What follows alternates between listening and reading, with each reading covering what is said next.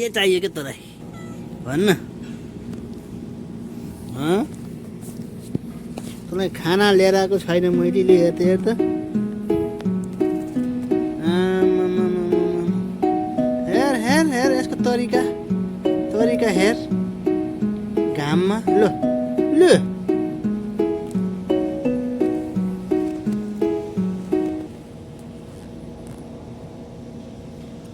आइज उई